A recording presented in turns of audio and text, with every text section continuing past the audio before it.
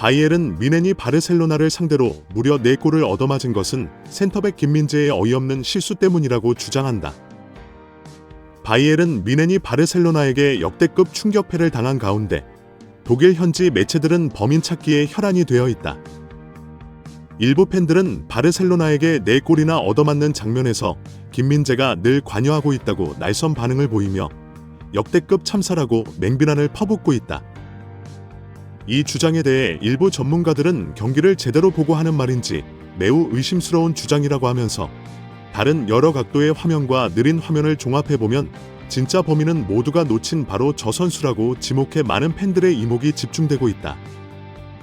도대체 어떤 상황인지 풋볼 매거진이 자세히 알아보겠다. 바이에른 뮌헨은 24일 오전 4시 스페인 바르셀로나의 누캄프에서 열린 2024-2025 유럽 축구연맹 챔피언스리그 3차전 바르셀로나와의 원정 경기에서 1대4로 대패를 당해 팬들에게 충격을 안겨주고 있다. 대참사는 경기 시작 불과 58초 만에 바르셀로나의 하피냐가 선제골을 넣으며 이날 대참사를 예고하는 듯한 첫 번째 골을 만들어냈다. 이 장면에서 몇몇 팬들은 김민재가 막지 못하고 왜 저렇게 높이 올라가 수비 뒷공간을 내주느냐며 센터백이 저렇게 높이 올라가서 도대체 뭐 하는 거냐고 비난했다.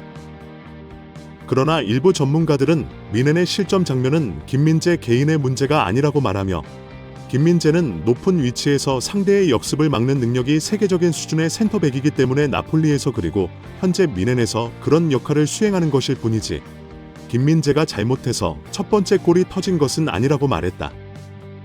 이들은 김민재가 올라가 막는 순간 상대가 다리 사이로 패스를 넣었고 두 번째 수비 커버를 우파메카노가 했지만 이 역시 상대 선수가 빠르게 패스를 하피냐에게 연결했다며 이것을 중간에 차단한 키미히의 터치가 공교롭게도 하피냐에게 연결된 것이라고 설명했다. 또한 콤파니 감독이 수비 라인을 굉장히 높이 올렸고 키미히가 이 공을 마지막에 끊어내지 못한 부분이 겹치면서 골이 터진 것인데 이것을 김민재의 탓으로 돌리는 것은 경기를 보지 않고 하는 소리라고 지적했다. 뮌헨은 0대1로 뒤지는 상황에서 김민재의 오른쪽 큰 전환 패스를 기점으로 해리케인이 동점골을 장렬시키며 1대1을 만들었지만 그 뒤로 바르셀로나는 뮌헨의 높은 수비 라인을 하피냐를 내세워 공략하면서 뮌헨을 무너뜨렸다. 하피냐는 이 경기에서 무려 3골을 몰아넣으며 뮌헨의 수비진을 농락했다. 하이라이트만 보는 일부 팬들은 김민재가 얼마나 못했으면 4골이나 처먹혔다며 조롱하며 비난했다. 그러나 전문가들은 개인의 아픔을 비난과 조롱거리로 삼는 것은 도가 지나쳤다고 반박했다. 일부 전문가들은 경기를 처음부터 끝까지 본다면 김민재를 비난할 수 없을 것이라고 말하며 이날 김민재는 전체적으로 무난하게 수비를 했다고 평가했다. 전문가들은 뮌헨이 동점 상황에서 골을 허용해 2대1이 되었을 때까지는 어떻게 해볼 수 있는 상황이었으나 전반전 44분경에 얻어맞은 세 번째 골이 경기를 굉장히 어렵게 만들었다고 분석했다.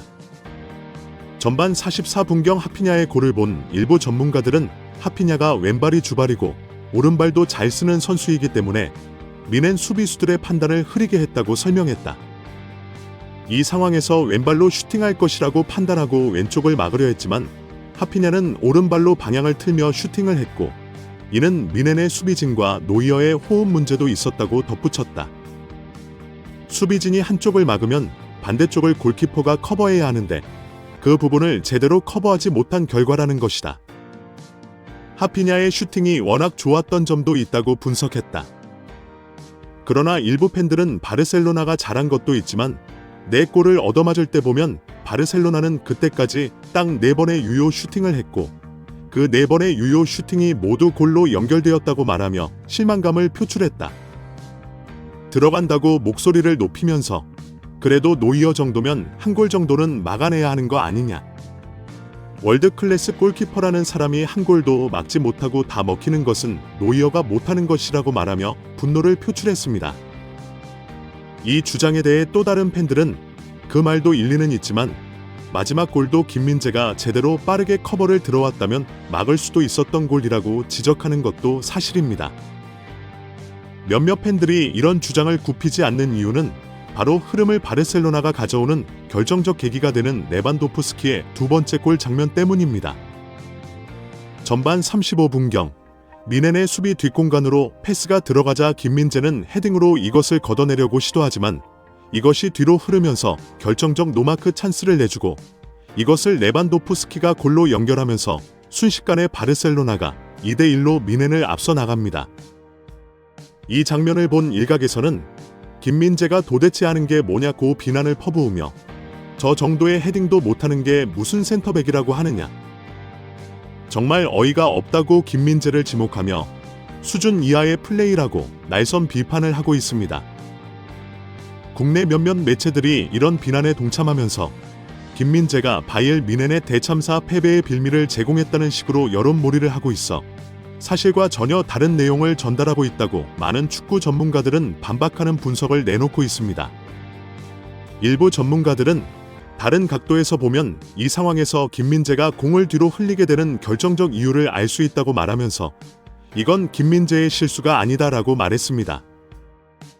이건 김민재가 헤딩을 하는 상황인데 뒤에 있는 바르샤 선수가 김민재를 손으로 살짝 앞으로 밀었다고 말하면서 뒤에 있는 상대 선수의 움직임을 보았을 때 김민재는 정확한 낙하 지점을 예측하고 점프를 했지만 상대가 팔을 써서 앞으로 밀어버리는 바람에 공을 놓쳤다고 말했습니다.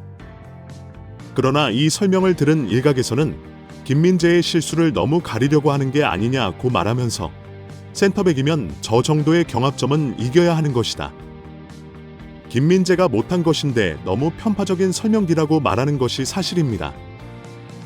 이 주장을 접한 일부 팬들은 손을 쓰는 건 경합이 아니라 파울이라고 하는 것이다 라고 반박하면서 수비수가 점프를 해서 공중에 떠 있는 상태에서 상대가 팔로 밀어버리는데 그걸 누가 경합이라고 하나? 공중에 떠 있는 상태에서 수비수가 할 수 있는 게 있나? 화면에 정확하게 나오는데 김민재의 실수를 운운하는 것은 이해가 안 된다.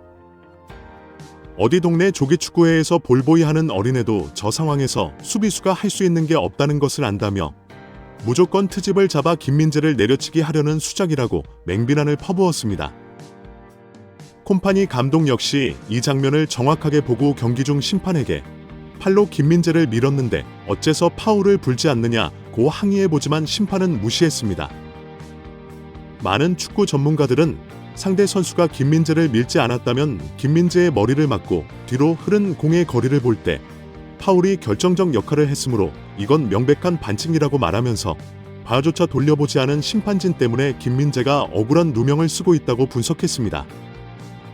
이들은 김민재에게 너무 가혹한 기준을 들이댄다고 말하면서 미넨이 실점한 모든 책임을 왜 김민재에게 돌리는지 이유를 알 수 없을 정도다.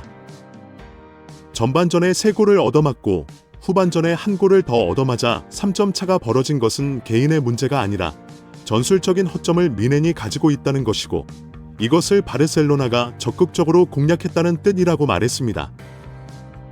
진짜 범인은 1차적으로 상대 수비수가 김민재를 교묘하게 밀어버린 반칙이고 2차적으로는 수비 라인을 너무 끌어올린 콤파니 감독의 경험 부족이라며 많은 팬들의 고개를 끄덕이게 했습니다.